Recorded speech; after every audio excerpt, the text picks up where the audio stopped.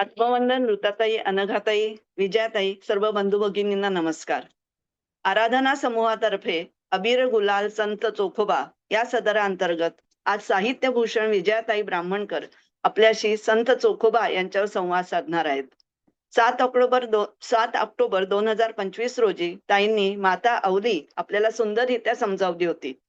लहानपणापासूनच संत साहित्याची आवड असलेल्या विजयाताई कादंबरी, कथा, एकांकिका, स्तंभलेखन, बालवाङ्मय या सर्व साहित्य शाखांमध्ये लेखन करतात. ताईंच्या पुरस्कारांची यादी तर प्रचंड मोठी आहे. अशा अभ्यासू, प्रतिभासंपन्न ताई परत एकदा आराधना समूहात आपल्या भेटीस आल्या, त्याबद्दल ताई तुमचे मनापासून आभार. मी ताईंना विनंती करते की त्यांनी आपला संवाद सुरू करावा. धन्यवाद. नमस्कार रसिक श्रोते हो.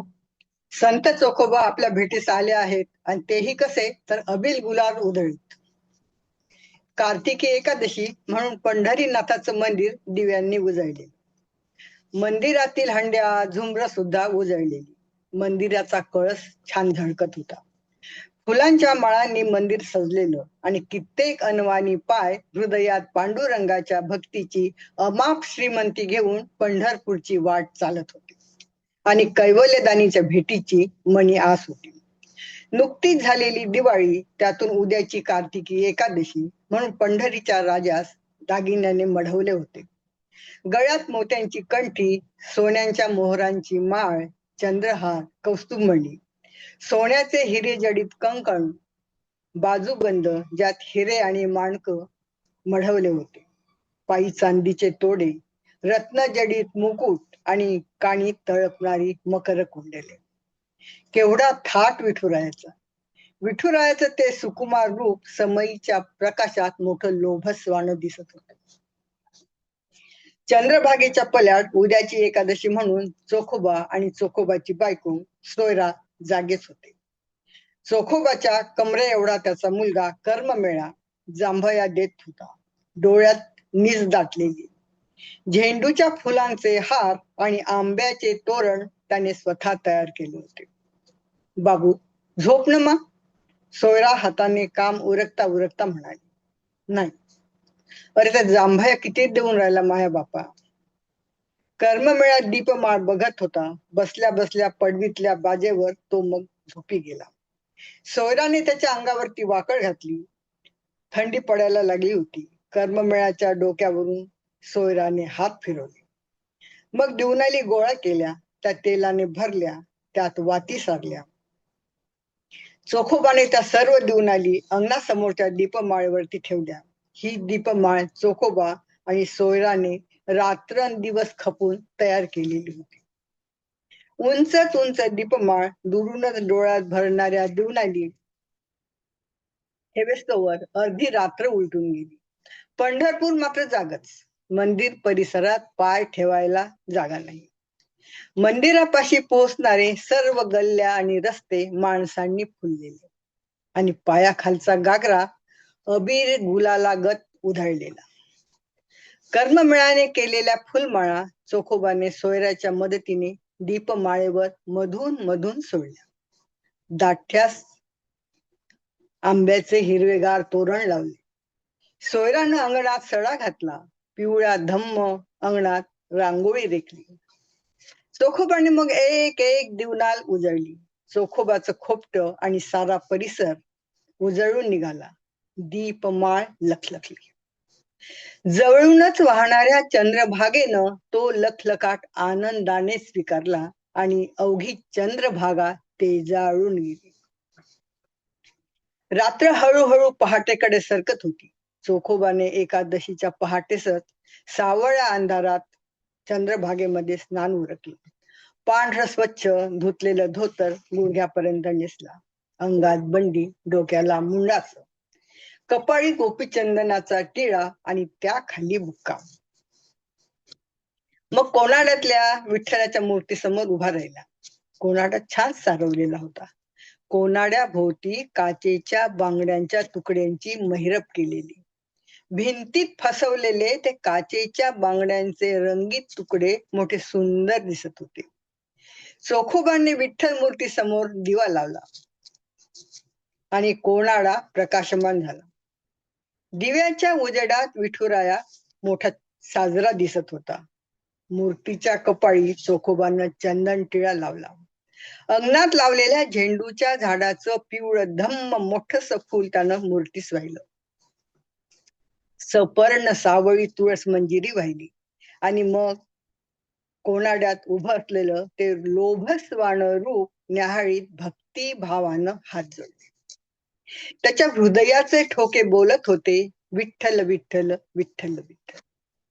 तुकोबा म्हणाला, देवा, मजवर तुझ्या चंद्रहार चोरीचा आळ आला आणि मग पारीची शिक्षा झाली.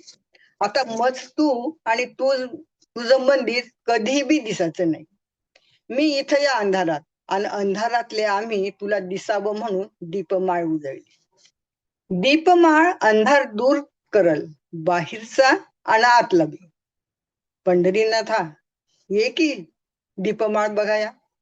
चोखोबाचा आवाज ओला झालेला. इकडे मंदिरात काकड आरती सुरू झाली. आरतीचे सूर, टाळ्यांचा आवाज शिवाय पंचवाद्य वाजत होती. त्यातूनही घंटानाद. त्या नादवलयाने अवघा आस मंतर भारलेला. आरतीचे सूर कानी पडले. तसाच चोखोबा बाहेर येऊन दीपमाळेजवळ उभा राहिला. चंद्रभागेच्या पल्याड असलेल्या विठ्ठल मंदिराच्या कळसास त्याने भावभक्तीने बघितले. डोळे मिटून मग तो टाळा वाजवू लागला. अंतःकरणात विठू सामावलेला.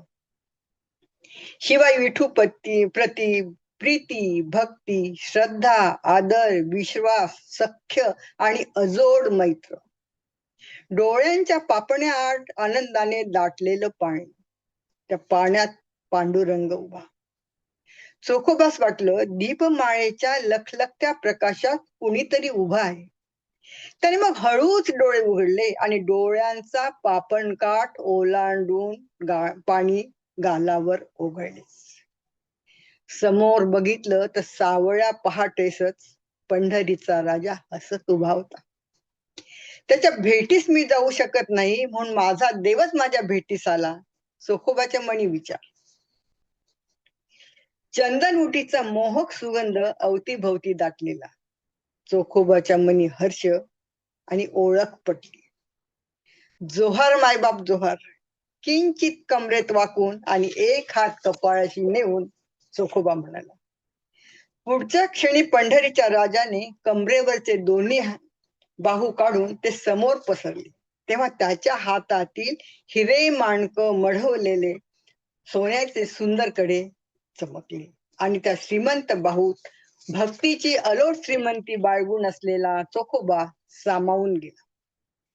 तेव्हा पहाटेच्या अंधारात चंद्रभागेच्या काठी चोखोबांची दीपमाळ लखलखत होती आणि तो लखलखाट उडी घेऊन चंद्रभागा संथपणे वाहत होती. देवानं भक्तास भेटावयास यावं, केवढी चोखोबाची पुण्याई. साक्षात देवच भेटीस आला आपलं राऊळ सोडून चोखोबाच्या दारी. चोखोबा विठुरायाच्या भक्ती त्याच्या नामात दंग असलेला एक पुण्यात्मा. कोण होता हा चोखोबा? कोण होते त्याचे आईबाप? कुठलं होतं त्याचं गाव? विठुराया वाट पाहत होता चोखोबाच्या जन्माची. तर ही चोखोबाच्या जन्माची चित्तर कथा आणि त्याने भोगलेल्या जीव घेण्या व्यथा आता आपल्या समोर. युगे 28 विटेवरी उभा, वामांगी रखुमाई दिसे दिव्य शोभा. पुंडलिकाचे भेटी परब्रह्म आले गा, चरणी वाहे भीमा उद्धरी जगा. जय देव जय देव जय पांडुरंगा, रखुमाई वल्लभा राईच्या वल्लभा पावे जीव लगा. संत नामदेव महाराज स्वतःच रचलेली आरती स्वतःच तल्लीन होऊन गात होते. पंढरीच्या राजाची मंदिरात आरती सुरू होती. पहाटेची वेळ. आरती, धुपारती, टाळ्यांचा गजर, घंटांचा नाद, आरतीचा सूर. दोन्ही बाजूने मंदपणे तेवणाऱ्या समया आणि कटेवर हात ठेवलेला विटेवरचा पांडुरंग. गळ्यात जांभळ्या मंजिरांचा तुळशीहार. धुपाने भरून गेलेला गाभारा. विठुरायाच्या ओठावर हलकेसे स्मित. विठुराया खुश. आणि बाजूच्या मंदिरात कटेवर हात ठेवून उभे असलेल्या रुक्माईने रात्री विठोबाला विचारलंच, नाथ कशाची ही खुशी? रुक्मिणी, आज माझा भक्त जन्माला आलाय. कोण? रुक्मिणीने विचारलं. तिच्या विचारण्यात उत्सुकता होती. चोखोबा. अगदी जिवलग का? होय. कुठे जन्मला तुमचा हा जिवलग? मेहुणपुराजवळ कोरेगावात, सावित्री सुदामाच्या पोटी. हसली रुक्मिणी. हसतेस काय रुक्मिणी? नाथ. विठुराया मात्र चुपचाप विटेवरती उभा. विठुराया, ऐकताय ना? बोल. विठुराया, आपण आधीच लेकुरवाळे, त्यात आणखीन एका लेकराची भर. पंढरीचा राजा हसला, मनोमन सुखावला. समईतल्या वातीत तेजाळल्या नेहमीपेक्षा अधिकच. जरा वेळाने रुक्मिणी म्हणाली, नाथ, अहो रात्र झाली, जरा विटेवरून उतरा की खाली. नको, जरा बोलायचं होतं. निवांत वेळ आहे ना? बोल, ऐकतोय. काय हे ना, साऱ्या भक्तांचं ऐकता आपण, पण माझं नाही ऐकत. कोण म्हणतं असं? दिसतंय की. मी म्हणते भक्तांचं ऐकता, मग माझं का नाही? हे बघ रुक्मिणी, भक्त भावभक्तीने साकडं घालतात आणि तू माझ्यावरती हुकूम गाजवतेस. असं? आपले टपोरे डोळे आणखीन मोठे करून उभ्या उभ्याच मान वळवून रुक्मिणी म्हणाली, एक विचारायचं होतं नाथ. विचार. हे सावित्री सुदाम म्हणजे चोखोबाचे आई वडीलच ना, जे दरवर्षी नवीन निघालेल्या आंब्याचं डाल डोईवर घेऊन आपल्या पंढरीस येतात? होय, तेच. आता आठवलं हं सर. सावित्री बरेच दिवस मुलबाळ नव्हते. एकदा ते मेहुणपुराहून आंब्याचं डाल डोक्यावर घेऊन निघाले. ऊन झालेलं, ते दमलेले म्हणून एका झाडाच्या सावलीत थांबले. शिदोरी खाल्ली आणि बाजूच्या विहिरीकडे बघितलं. कोणीतरी विहिरीचं पाणी काढत होतं आणि सुदामा सावित्रीनं वाकून तोंडाजवळ ओंजळ नेली आणि त्यांच्या ओंजळीत पाण्याची धार धरल्या गेली. नुकतंच जेवण झालेलं त्यामुळे आणि झाडाची सावली सुदामाला जरा डुलकी लागली. तिथे एक ब्राह्मण आला. तेवढ्यात म्हणाला, भूक लागली, काही खायला आहे का? आताच तर शिदोरी खाल्ली जी. सावित्री म्हणाली, डाल्यात काय आहे? आंबे. द्या की मग एक. देऊ की नको अशा संभ्रमात सावित्री. पण जाऊ द्या बापा, माणसाला भूक लागली, त्याला उपाशी ठेवून कसं चालत?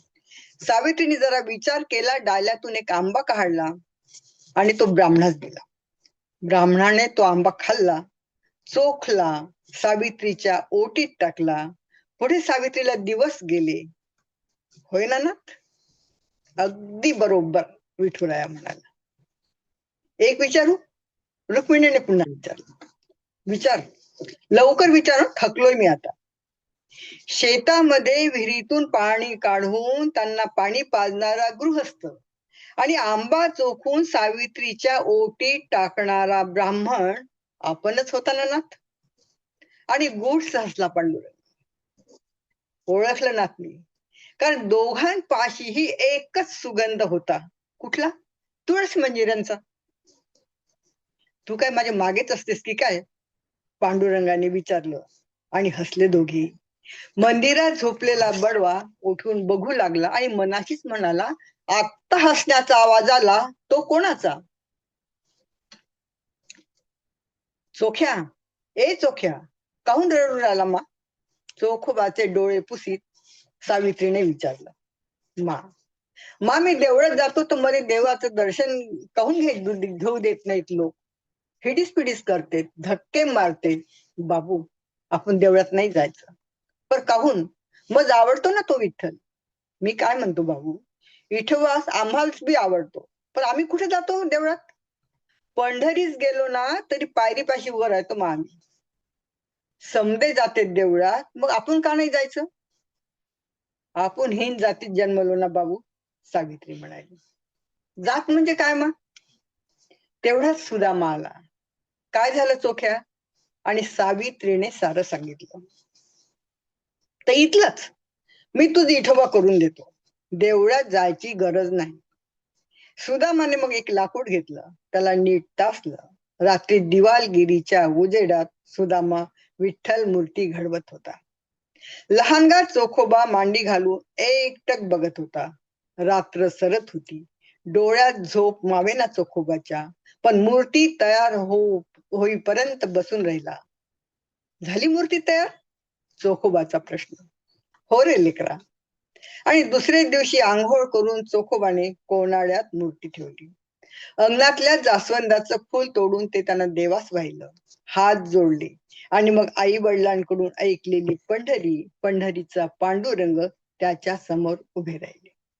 कसा दिसत असेल विठ्ठल? कटेवरती हात, कासे पितांबर, कस्तुरी मळवट, गळात तुळशीचे हात, समईच्या प्रकाशात उजळलेले ते सुंदर रूपड छोट्याशा चोखोबाच्या डोळ्यात आनंदाने आसू उभी राहिली आणि मनाशीच म्हणाला, कधी भेटशील विठुराया? चोखोबाला एक बहीण होती. तिचं नाव निर्मला. नावाप्रमाणेच निर्मळ म्हणायची.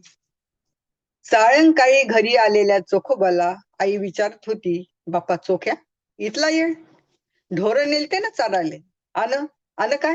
सकाळपासून काही खाल्लं नाही, घेतलं नाही, ताक पिलो ना, कुठे? अनंत भटाच्या आईने दिलं. तेवढं न होते काय? अन बा संग ढोरू ओढू लागले मेलेले. जरा थांबून पुन्हा चोखोबा म्हणाला, माय, ढोरायले सोलवटणं नाही आवडत मला. आवडत नाही म्हणून होते का बाबू? आपलं कामच आहे ते. मग आपल्याशी लोक चांगले काऊन नाही वागत? कोणाच्या अंगणात गेलं तर गोमूत्र शिपते. आणि एवढं बोलून थांबला चोखोबा. बोल माहे बापा. आज का नाही मी अनंत भटाच्या घरी शेणगोठा करत होतो, तर असंच भजन म्हणत होतो. कोणाचं बाप्पा भजन? महाच तू? हो ना.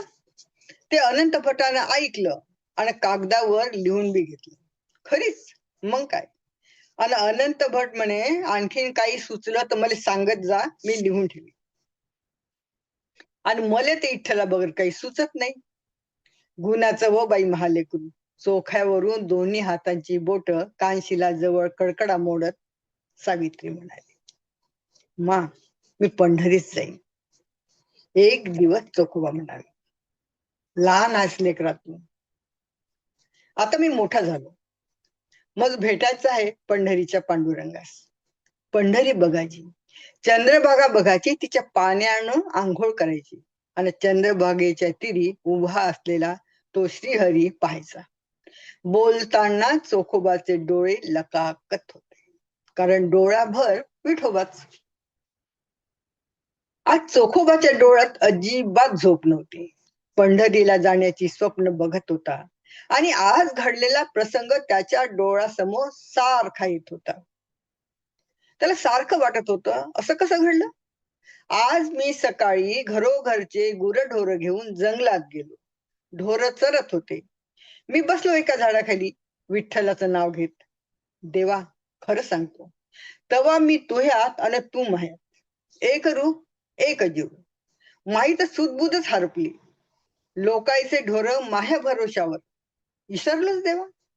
निरी भूल पडल्यावानी झालं आणि सांजच्या पारी एकदम डोळे उघडले तर ढोर नाही. सांज झालेली. खूप फिरलो, इकडे तिकडे फिरलो, पण ना ढोर दिसे ना वासर दिसे. माहे तर 10 गेले आणि 5च राहिले. मनी भेव, आता आपलं काही खरं नाही. लोकायले कसं तोंड दाखवू? खरीच खरीच मी कोणत्या बी लायकीचा नाही. थोबाडीत मारल्या मी न माया. गावात आलो, हरेकाच्या गोठ्याचा चाळ घेतला, तर ढोर आप आपल्या दावलीला बांधले. घराकडे निघालो, मनी एकच विचार, ढोर आप आपल्या घरी गेले कसे? वाटेत विठ्ठल मंदिराशी एक जण भेटला. होता पोरगासा. खांद्यावर घोंगडी होती, डोक्याला मुंडास होतं, आखूड धोतर, हाती काठी आणि कपाळी बुक.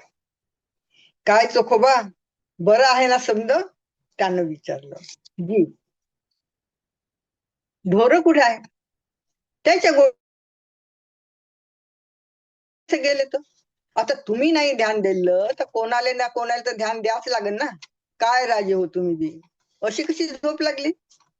पण तुम्हाच कसं ठाऊक? माहे ढोर काय तुम्ही राखले का काय? आणि हसला तो. जय हरी विठ्ठल म्हणून तो निघाला. पण तुम्ही व्हा कोण असं म्हणेपर्यंत तो कुठे गेला पत्ताच नाही. गर फिरलो, पाहिलं त्यास पण नाही भेटला. समोरच्या मंदिरातील विठ्ठलास हात जोडले, घरी निघालो. मंदिरातील विठ्ठल सोबत घेऊ. रात्रीची वेळ, पांडुरंग एकटाच गाभाऱ्यात. नाथ, रुक्मिणी पांडुरंगास म्हणाली, आज गाभारा रिकामा वाटत होता दिवसभर. नाहीतर इथेच तर होतो मी. विठ्ठल नजर चुकवीत म्हणाला, खोटं बोलणं तुम्हाला जमत नाही हो ना? घ्या, आता खोटं काय बोललो? तुम्ही चोखोबाची गुरं ढोरं राखली नाच. तुझी नजर बरी माझ्याकडे असते सारखी. मागे जनीच्या गोऱ्या थापायला गेला होतात ना? आज कुठे थापल्या गोऱ्या? हा, पण भक्ताची थोडी मदत केली मात्र. त्यास झोप लागली होती ना, म्हणून मदतीला धावलात हो ना? हसून रुक्मिणी म्हणाली. होय. कुठे गेला होता? मेहुणपुरात? मंगळवेढ्यास. चोखोबाचे वडील सरकारी कागदांची ने आण करतात. सुदामा एसकर त्यास मंगळवेढ्याचे बोलावणे गेले. सुदामा प्रामाणिक आहे, कष्टाळू आहे. आणि चोखोबा? रुक्मिणीने हसून विचारलं. माझा चोखोबा 52 कशी सोनं. विठ्ठलाच्या शब्दात चोखोबा प्रति अभिमान. आणि रुक्मिणी म्हणाली, पण तो तळमळतो ना तुमच्या भेटीसाठी. आणि असला पंढरीचा राजा. वेदनांनाही ज्याचा अंतपार कळला नाही, त्या पंढरीच्या राजाकडे राणी रुक्मिणी बघत राहिली. चोखोबा एकटा असला की त्याच्या मनात विचारांचा आकांत सुरू असे. कोणातल्या विठुरायास बघे आणि त्यास जाब विचारी, देवा आम्हासनी मंदिरात येऊ देत नाही. साऱ्या गावाची घाण आम्ही साफ करतो, पण आम्हास सगळे कमी लेखतात. हीन जाती म्हणून हिनवतात. देवा कोण ठरवल्या ह्या जाती? कोण आखल्या माणसात रेघा? माणसांनी माणसापासून तोडण्याचं काम कोणाचं देवा? लोकांस निर्मळ मन दिसत नाही, घाणीनं बरबटलेले हात तेवढे दिसतात.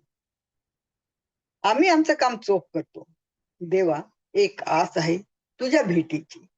मी आजवर तुझ पाहिलं नाही ना देखलं नाही. कसं आहेस देवा तू? कोणाड्यातल्या मूर्तीवाणी? तुझे हात तर कटेवर आहे म्हणे. खरीच? चोखोबाच्या मनी विठ्ठल आणि सतत विठ्ठलच.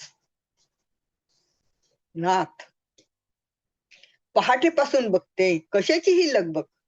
विठ्ठलाकडे बघत रुक्मिणीने विचारलं. वारी येते रुक्मिणी. कुठून? मंगळवेढ्यावरून. म्हणजे चोखोबा येतोय वारीत हो ना? हसत रुक्मिणीने विचारलं. होय होय, माझा चोखोबा येतोय. पहिल्यांदाच.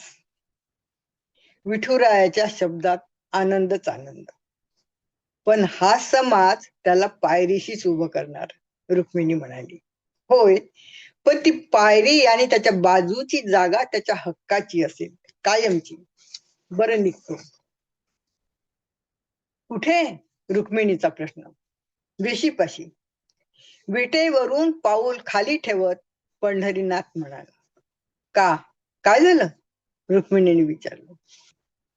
आणि हळूच रुक्मिणी म्हणाली, नाथ असे कसे निघाला? शेला खांद्यावर घ्या ना आणि चोखोबाला जवळ घेणं हात कमरेचे काढाना. कधी भेटतोय असं झालं रुक्मिणी. आणि त्याच्याही मनी माझ्याच भेटीची आस. तो ओळखेल तुम्हास? पण मी ओळखतो ना त्याला, हसत पंढरीनाथ म्हणाला. बघा बर, जाईस तोवर ऊन होईल. होऊ दे ना, सावली बनून जाईल. बरे, पण नाथ आता काय राहिलं रुक्मिणी? विसरलात पुन्हा. लवकर सांग काय ते. अहो कपाळी लावा ना चंदनाचा टिळा आणि नाक गळ्यात घाला ना तुळशीच्या माळा. विठ्ठलाने कपाळी चंदन टिळा लावला. रुक्मिणीच्या हातची सावळ्या मंजिऱ्यांनी लहरलेली तुळशी माळ गळ्यात घातली आणि निघाला पंढरीचा राजा चोखोबाच्या स्वागतासाठी. वारी वेशीपाशी आली, ऊन झालेलं आणि विठ्ठलानं नभीचा मेघ होऊन सावली धरली चोखोबा. चोखोबा वारीसह चालत होता, दुरून मंदिराचा कळस दिसत होता, वारकरी नाचत होते, गुलालागत गागरा उधळत होता, मनाचा गाभारा झालेला.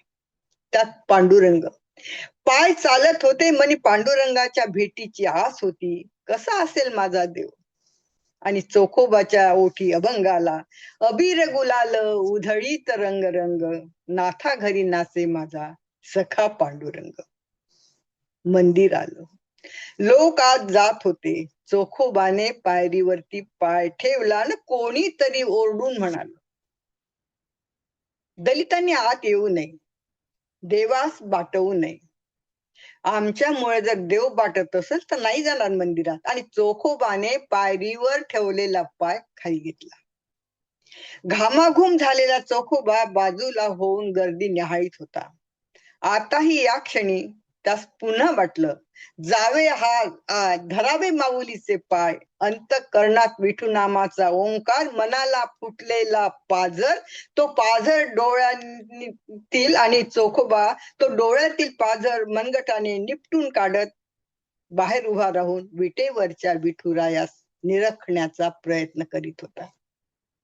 पण गर्दीत न वेढलेला विठू कुठलाच दिसायला. त्यानं मग पायरीकडे पाहिलं आणि पाहतच राहिला. हीच जागा आपल्या हक्काची त्याच्या मनी आलं. देवा, तुझ्या पायरीशी माझी जागा कायम असू दे. डोळ्यात पाणी घेऊन किंचित कमरेत वाकून एक हात मागे आणि एक हात कपाळाजवळ नेऊन चोखोबा म्हणाला, जोहार मायबाप जोहार. मंगळवेढ्याचा मी महार ओळखलं का? सारी बंधने झुगारून पुन्हा चोखोबाच्या मनाने उचल खाली जावे मंदिरात आणि धरावे त्याचे पाय आणि सांगावं अंतरीचं गाऱ्हाण. समोर पाऊल टाकलं तसा तिथे असलेला बडवा म्हणाला कसला? ओरडलाच, अरे कोण रे तू? तुम्हाला मंदिरात प्रवेश नाही, आल्या पावली चालता. चल चल हो मागे. अरे ऐकायला येत नाही का की कथी लोटलं की काय कानात? पाया पडतो जी. चोखोबाच्या शब्दात कमालीची अजिजी होती. दूर हो दूर. हे बघ, पायरीने वागावं आणि मापात राहावं, समजलं? देवापाशी कशाचा भेदभाव म्हणा चोखोबाच्या मनी आलं. पुन्हा तो मनाशीच म्हणाला, अशी कशी आमची जिनगानी देवा? ढोरा वासरापेक्षाही बदतर. देवा, तूच वाली आहेस. आणि विठुरायास चोखोबानी हात जोडले. रात्र झाली. चंद्रभागेच्या वाळवंटात रात्री कीर्तन सुरू झालं. कीर्तनास गर्दी खूप. सर्वांच्या मागे चोखोबा आपलं कपड्यांचं गाठोड घेऊन बसला. बाजूला चंद्रभागा संथपणे वाहत होते. कीर्तनासाठी बुवा उभे राहिले. बुवा बोलत होते, श्रोते ऐकत होते. बुवा म्हणाले, देवा, देव हा सर्वांचा, देव सर्वभूता ठाई, देव कणवाळू भक्तांसाठी धाव घे. ऐकताना चोखोबाचे कान तृप्त होत होते. मघाशी दुरूनच कसा बसा नजरेस पडलेला विठोबा बुवाच्या कीर्तनामधून डोळ्यासमोर साकारत होता. कीर्तन संपलं. कीर्तन करणारे बुवा लांबून आपल्याकडे पुन्हा पुन्हा बघतायत असं चोखोबास वाटत होत. सगळे लोक पांगले. निघता निघता चोखोबाने बाजूच्या व्यक्तीस विचारलं, बाबाजी, कीर्तन करणारे कोण जी?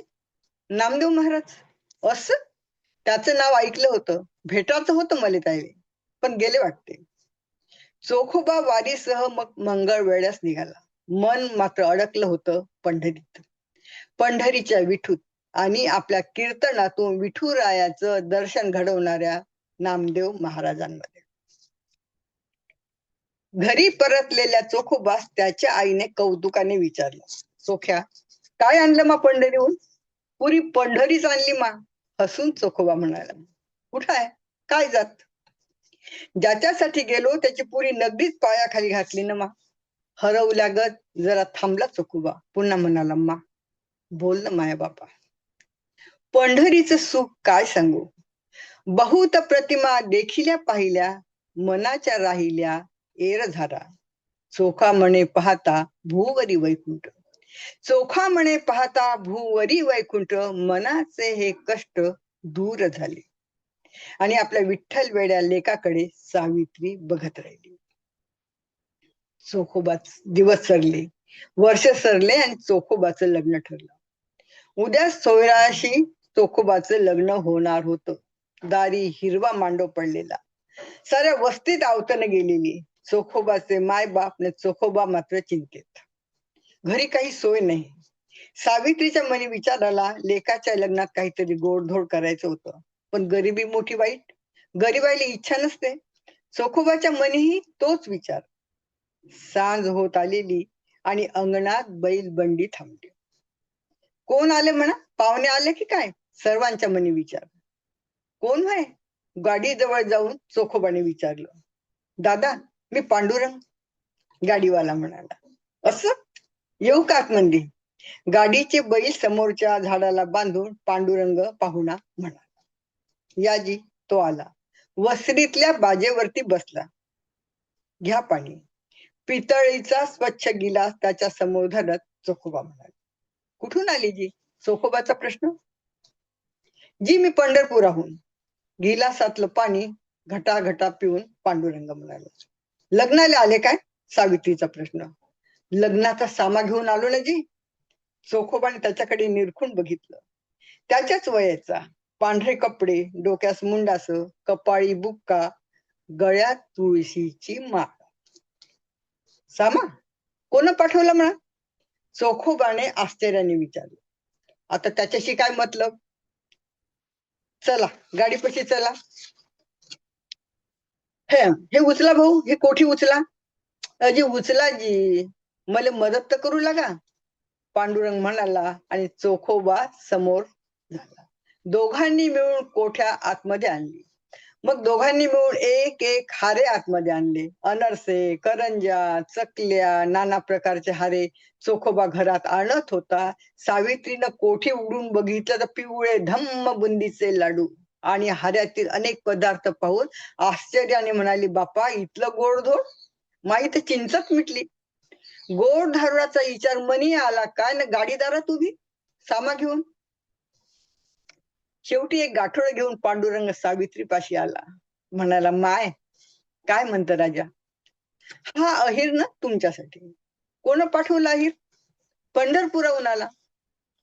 सावित्रीनं गाठोड सोडलं. निळ्या रंगाचं जरीचं इरकली लुगडं, चोळी, सुदामाचे कपडे, चोखोबाचे कपडे, निर्मळासाठी परकर पुलक, वेणीवर लावायला चांदीचं फूल आणि एक हिरवं कंच जरीचं लुगडं. आता हे लुगडं आणखीन कोणासाठी म्हणा? तोंडाजवळ हात नेऊन सावित्रीने विचारलं. नवरीसाठी. तो पटकन म्हणाला. माय व, किती साजरं लुगडं आणि अहिर किती भारी बाप्पा. बरं चालू काय? जेवण मा 2 घास. नाही जी, भूक नाही. थांब, गुळाचा खडा तरी खा, तोंड गोड कर. पांडुरंगाच्या हातावर गुळाचा खडा ठेवत सावित्री म्हणाली. पांडुरंगानं तो खडा तोंडात टाकला. घटाघटा पाणी प्यायला. तृप्तीची एक ढेकर दिली आणि मग चोखोबाकडे म्हणून म्हणाला, अजी, माया बैलास पाणी गिनी पाजान का नाही? चोखोबाने बैलांना पाणी पाजले. त्याच्या पाठीवरून हात फिरवला तसे बैल थरथरले. पांडुरंग जवळ आला. तुळस मंजिराचा सुगंध दरवळला.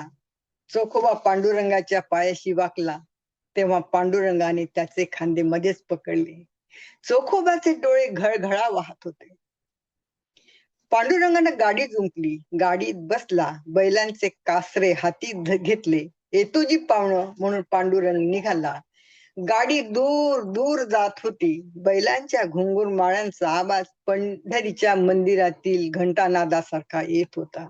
देवा, तुही लीला अगाध, किती पाठीशी उभा राहशील विठ्ठला. गाडी निघून गेली तरी चोखोबा हात जोडून उभा होता. मनी एकच ध्यास, विठ्ठल विठ्ठल, आणि भोवती तुळस मंजिऱ्यांचा सुगंध. हळद झाली. न्हाणोरा झाला. लग्न लागलं. निर्मळा आपल्या भावाच्या लग्नात नवीन परकर पोलक घालून आणि वेणीत चांदीचं फूल घालून मिरवत होती. सोयरा घरी आली. सोयरा नावच मोठं गोड. नवीन नातं सर्वांना धरून ठेवणार तो शब्द म्हणजे सोयरा. आणि शांत स्वभावाच्या चोखोबाकडे बघून सोयराच्या मनी आलं, नाही पाहिलं घरदार, नाही पाहिलं घरदार, नाही पाहिलं वतन, पितानं महाजोडा पाहिला रतन. भविष्यात भक्तीची मुहूर्तमेढ रोवणाऱ्या आणि हीन दिन समजल्या जाणाऱ्या समाजातील दोन विठ्ठलवेड्या भक्तांचा अनोखा संसार सुरू झाला. त्यांचा प्रपंच आणि विठ्ठल भक्तीचा प्रपंच आदर्श ठरणार होता. पिढ्यानपिढ्या आणि युगानुयुगे त्या भक्तीचं गाडूळ जनमानसावरती कायम राहणार होतं. अवघा रंग एक झाला. हा अनोखा भक्तीचा रंग कधीही पुसला जाणार नव्हता. उलट तो अधिकाधिक गडद होत जाणार होता. आणि त्या रंगाने रंगून टाळी वाजवावी, गुढी उभारावी, वाटही चालावी पंढरीची. आणि पंढरीच्या वाटेवर अबीर गुलाल उधळला जाणार होता. आणि संगतीला राहणार होते सुख दुःख, वेदना, निराशा, गरिबी, हीन दिन हे बिरुद, शूद्रपणाचा शिक्का, सोबत अपमान, उपेक्षा, अवहेलना. यातून पदरी पडणार होतं मोठेपण. मोठेपणाची श्रीमंती, श्रीमंतीलाही लाजवेल अशी श्रीमंती संतपणाची. विठुरायाच्या लेकरांना याहून तरी अधिक काय हवं असतं. आज सोयरा घरी आली आणि मग या मंगळवेळात राहायचंच नाही, डोळ्यात पाणी आणून ती घरात सांगत होती. तिने डोक्यावरचा रिकामा हंडा खाली ठेवला. पण झालं काय, सावित्रीने विचारलं. सोयराचं रडणं चालूच. अजी, आपण देवाच्या दर्शनाला जायचं नाही. वावरात निंदन खुरपायला गेलं ना तर सर्व दूर दूर ठेवते. आणि सर्व जणी शिदोऱ्या वाटून खाते, पण माझ्या शिदोरीस कोणी हात बी लावत नाही. आपल्या वस्तीतल्या विहिरीचं पाणी आटलं म्हणून मी पलीकडच्या वस्तीत गेली, तर मग कोणी पाणी बी भरू दिलं नाही. असे कसे हे लोक? कोण पाडल्या ह्या जाती?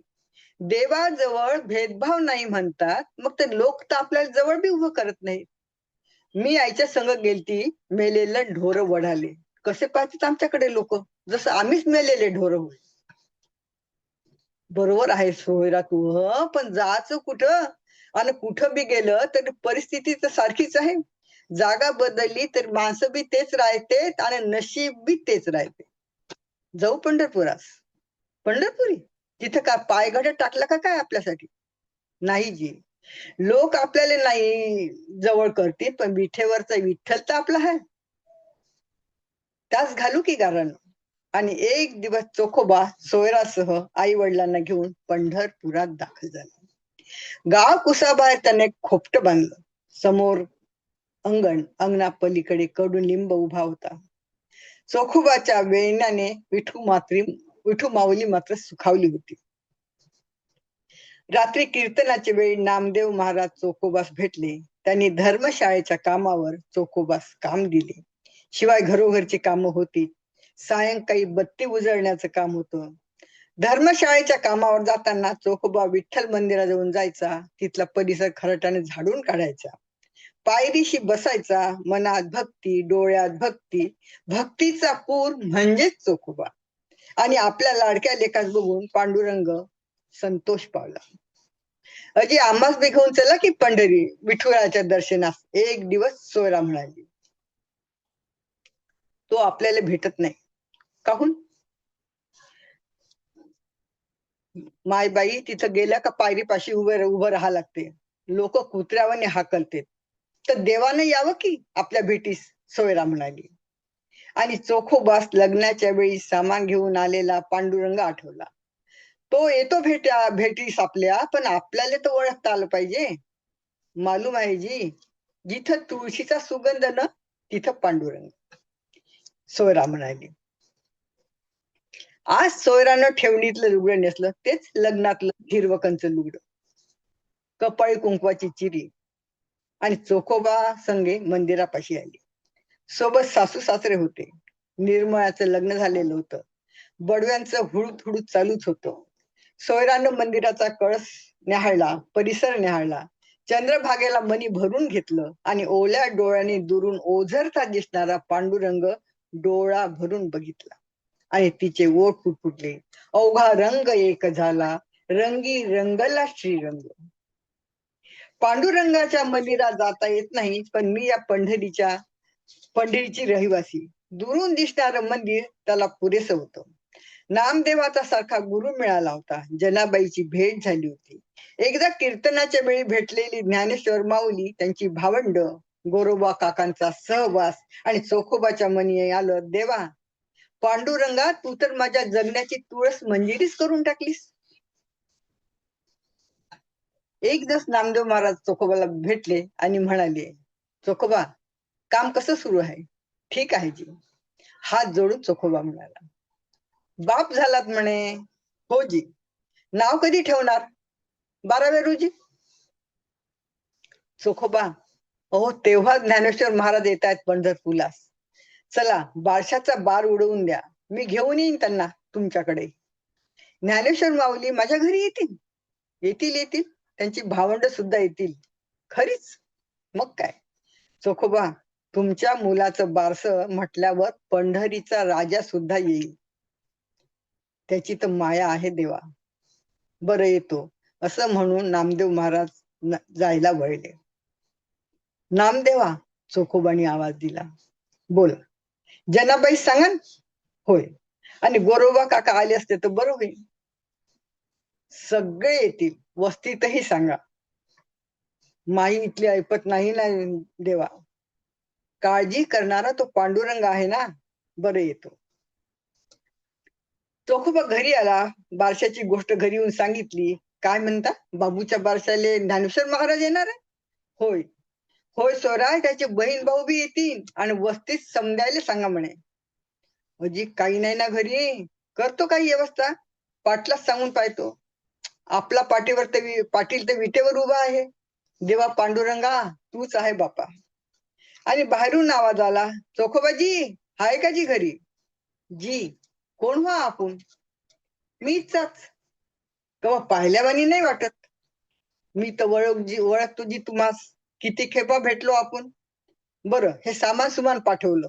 कोण? नामदेव महाराजांना. खरीच? मग काय. या गाडीतलं सामान उतरवाले. चोखोबाने सामान उतरवण्यास मदत केली. चला होऊ द्या लेकाचं बारस दणक्यात. जी. आम्हाला बी दे जावतन. आणि त्यानं गाडी हाकलली. तो गेला तुळस मंजिऱ्याचा सुगंध मागे ठेवून.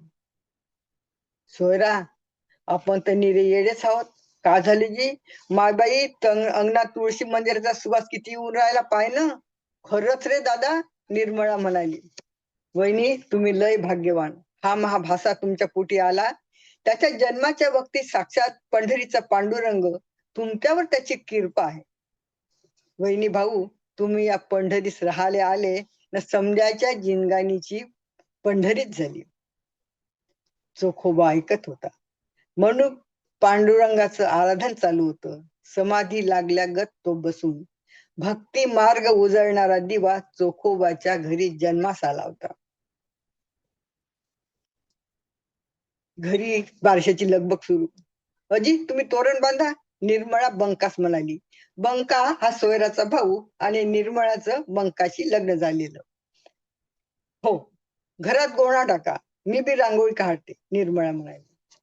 सारीकडे लगबग लगबग सुरू होती. वस्तीतल्या आयाबाया आल्या, लेकर आले, माणसं कामधाम सोडून आली, कारण ज्ञानेश्वर माऊली येणार होती ना. तेवढ्यात पाहुणे आले असा आवाज आला. चोखोबा अंगणात हात जोडून उभा. समोरून ज्ञानेश्वर महाराज भावंडांसह येत होते. सोबत नामदेव महाराज खांद्यावरचा शेला नीट करीत येत होते. मागे गोरोबा काका आणि सभेभोवती डोक्यावरचा पदर सावरीत जनाबाई. संतांचा मेळा चोखोबांच्या अंगणात उभा. आनंदाने चोखोबाच्या डोळ्यात आसव मावत नव्हती. सर्व संत मंडळींचे पाय चोखोबाने त्यांना पाटावर उभं करून स्वतः धुतले. खांद्यावरच्या शेल्यानं ते पुसले. मुक्ताईस तर चोखोबाने माय म्हणून साथ घातली, तेव्हा चंद्रभागाही वाहता वाहता थांबली, गहिवरली, हसली आणि वाहती झाली. राऊळातल्या विठ्ठलाच्या ओठावर हसू मध ठिपकल्यागत. या देवात हात जोडून नम्रतेने आणि लीनतेने चोखोबा म्हणाला. नामदेवानी चोखोबाच्या खांद्यावरती हात ठेवला आणि संत मंडळीकडे बघून म्हणाले, या माऊली. सारी मंडळी आत आली, गोण्यावर बसली. नभातील अवघ तारांगण चोखोबाच्या चंद्रमौळी झोपडीत. बाळास घेऊन सोयरा भिंतीला टेकून पाटावर बसलेली. निळ्या रंगाचं पातळ खणाची चोळी, काळभोर केसांचा अंबाडा मानेवरती, डोक्यावरून पदर, कुंकवाची चिरी, डोळ्यात काजळ आणि बाळणपणाने उजळलेला चेहरा. चेहऱ्यावर भक्तिभाव, संत मंडळींचे पाय घरात लागल्याने मनातून जाणवणारी एक विलक्षण तृप्ती. चोखोबा सारखं वाटत होतं, विठ्ठल इथेच आसपास आहे. बाळाच्या जन्माच्या वेळी साक्षात विठू माऊली हजर होती हे सर्वांना माहिती झालेलं. हा नक्कीच चांगला कर्म करील म्हणून बाळात झोळीत टाकून त्याचे नाव ठेवले कर्ममेळा. पाळण्याखालच्या घुगऱ्या सर्वांनी खाल्ल्या. जेवणावळी उठल्या. मंडळी जाण्यास निघाली. बाळास पुन्हा एकदा सगळ्यांनी बघितले. चोखोबा मात्र हात जोडून उभा. चालतोजी, जनाबाई म्हणाली आणि सर्वांकडे बघून पुन्हा म्हणाली, विठू माझा लेकुरवाळा, संगे गोपाळांचा मेळा. खरंच जनाबाई, ज्ञानेश्वर महाराज म्हणाले. आपण समजे आले ना तर माझ्या झोपडीचं तर मंदिरच झाले जी. अबीर गुलाल उधळल्यागत वाटतं या, नम्रतेने चोखोबा म्हणाला. हसले नामदेव महाराज, म्हणाले, चोखोबा तुम्ही भाग्यवान आहात. हा कर्ममेळा भाग्यवान आहे, ज्याच्या बारशाला समस्त संत मंडळी हजर आहे आणि ज्याच्या जन्माच्या वेळी साक्षात विठुराया हजर होता कर्ममेळ्याच्या स्वागतासाठी. पहिल्यांदा आपल्या तळहाती कुणी घेतलं असेल त्याला, तर पंढरीच्या राजाने. आपली पुण्याई आणि पूर्वजन्मीचं संचित चोखोबा आपण आणि आपली भजन पिढ्यानपिढ्यांच्या स्मरणात राहतील. आपणच काय, आपलं अख्खं कुटुंब, सबंध कुटुंब स्मरणात राहील. जी देवा, आपला आशीर्वाद. मान लवून चोखोबा म्हणाला. सर्व संत मंडळी मार्गस्थ झाली तेव्हा चोखोबाच्या डोळ्यात आसव होती आणि आसू भरल्या डोळ्यात सावळे परब्रह्म उभे होते. रुक्मिणी, पंढरीनाथाने आवाज दिला. रुक्मिणीने आवाजच दिला नाही. रुक्मिणी, माझ्याशी अजिबात बोलू नका. काय झालं? चोखोबास लेकरू मानता ना? अर्थात मग आपल्या लेकरास असं कोणी त्रास देतं का? का परीक्षा पाहताय त्याची? अगं पण बोलूच नका ना तुम्ही. काल तो किती भक्तिभावानं भेटीस आला. पायदेशी बसला. रात्रीची वेळ, जवळपास कुणी नाही हे बघून तुम्हीच त्याच्या जवळ गेलात ना. तुम्ही त्याच्या जवळ गेलात, त्याच्याजवळ बसलात आणि त्याच्याच गळ्यात चंद्रहार तुम्हीच घातला ना देवा. हो, घातला ना. मग तर मग त्याच्यावर चंद्रहारीचा आळ आला. तुमची पूजा करणाऱ्या भटांनी त्याच्यावर हा आळ आणला, तेव्हा तुम्ही शांत कसे? सांगा ना. साऱ्या गावासमोर त्याला चोर ठरवलं, पंचायत बसवली. सारा गाव, त्याला गाव सोडण्याची शिक्षा मिळाली, त्यास मार दिला. निष्पाप जीवास किती हा त्रास. त्याला अपमानास्पद वागणूक दिली, तरीही मग घेऊन बसलात. मला हे बिलकुल आवडलेलं नाही. रुक्मिणी विठुरायास चिडून म्हणाली, मला तरी कुठे आवडलं. मला तरी कुठे आवडलं रुक्मिणी, पण मोठेपणे सहजासहजी मिळत नाही ना. त्यासाठी परीक्षा आलीच. हवं तर अग्निपरीक्षा म्हण. इथून चोखोबा दूर जाईल, नदीच्या पल्याड दूर गेला की त्याची भक्ती वाढेल आणि तो माझ्या अधिक जवळ येईल, अधिक जवळ. मला तेच तर हवं आहे. आणि पंढरीनाथाकडे रुक्मिणी बघत राहिली. यांच्या वागण्याचा ना तर काही थांगच लागत नाही. रुक्मिणी मनाशीच म्हणाली, विठुरायाच्या ओठावरती हसू होते, न समजणारे गडद हसू. काही दिवसांनी मंगळवेढ्यास वेस बांधण्याचे काम निघाले आणि चोखोबा येसकर म्हणून त्यास बोलवणे आले. निघताना चोखोबाने घरास हात जोडले, अंगणातील दीपमाळेस हात जोडले, चंद्रभागेस हात जोडले आणि विठ्ठल मंदिराच्या कळसास देखील हात जोडले.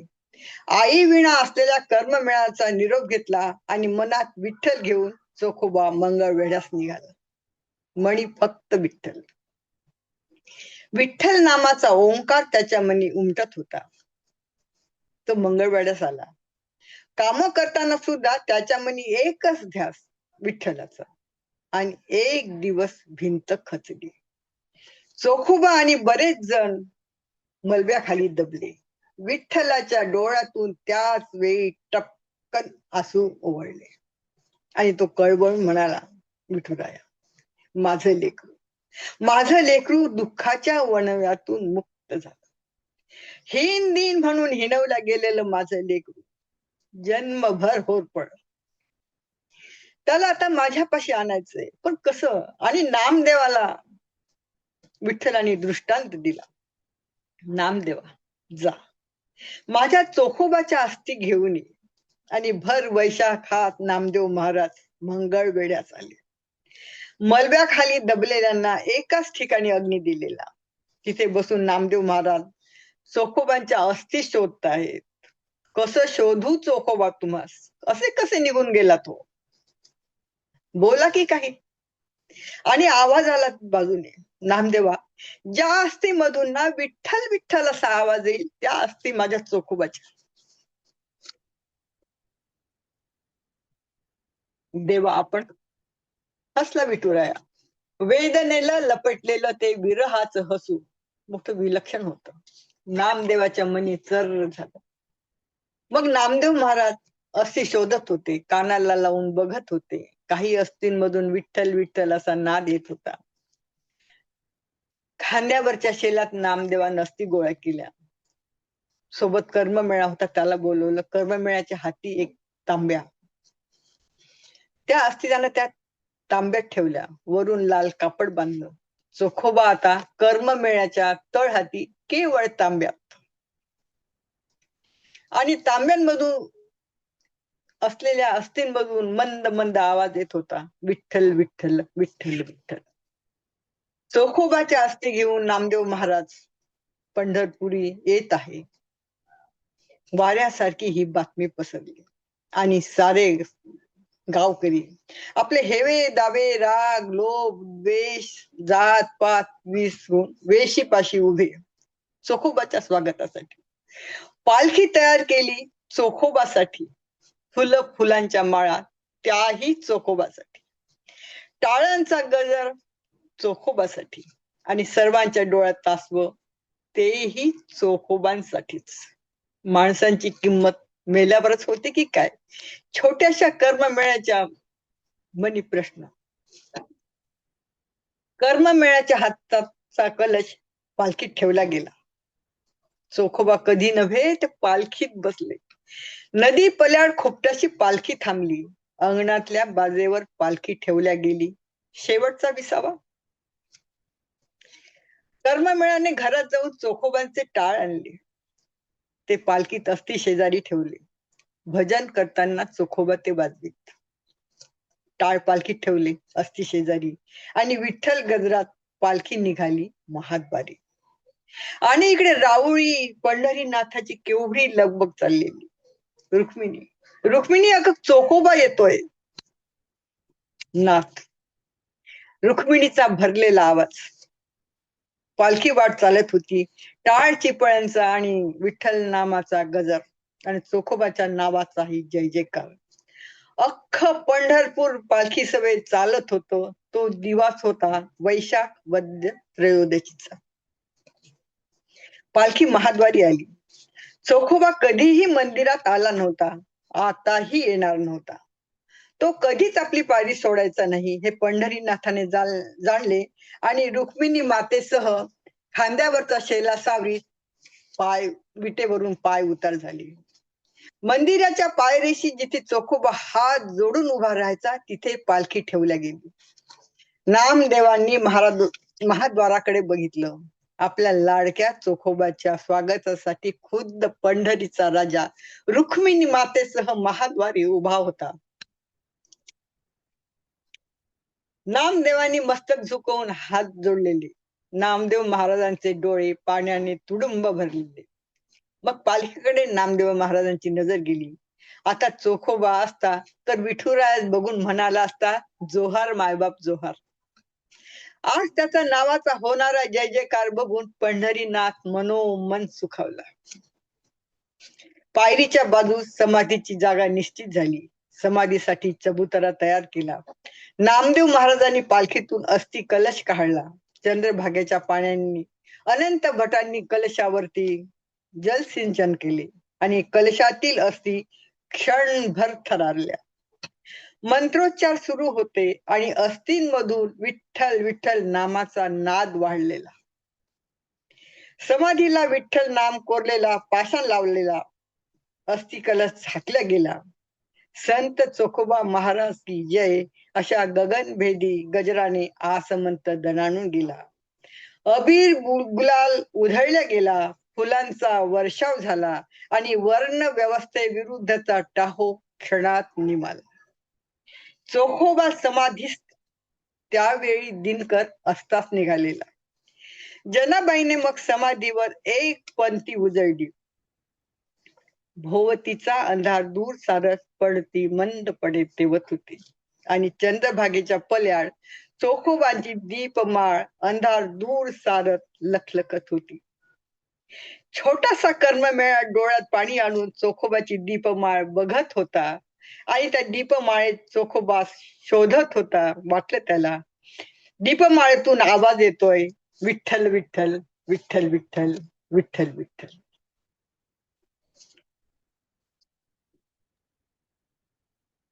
काही बोलायला शब्द नाहीयेत. अखंड डोळ्यातून पाणी वाहतंय. विठुरायांच्या मंदिराचं किती सुंदर वर्णन तुम्ही केलं. साक्षात विठ्ठलच डोळ्यासमोर उभे राहिले. संत चोखोबांची धन्यवाद. विठ्ठल भक्ती, चोखोबा संवाद रूपात किती सुंदर तुम्ही सांगितले आम्हाला. संत मेळ्यांचे धन्यवाद. दर्शन झाले आणि तुळस मंजिरीचा सुगंध सर्वीकडे दरवळला. ताई, पुन्हा येऊन तुम्ही आम्हाला असेच संतांविषयी सांगावे हीच विनंती. धन्यवाद. ताई, आज खरंच बोलणं अवघड आहे आपल्याशी, कारण साक्षात रुक्मिणी आणि माता रुक्मिणी आणि पांडुरंगाने आपल्या काळजात येऊन भक्तीच्या लेखणीतून संत चोखोबांवर लिहून घेतलंय. इतके सगळे असे सुन्न झालेत ना ऐकून, की पुढे संवाद कोणी करू शकेल असं नाही वाटत. प्रत्येकाचं हृदय असं पिळवटून निघालंय आणि डोळ्यातनं आसू.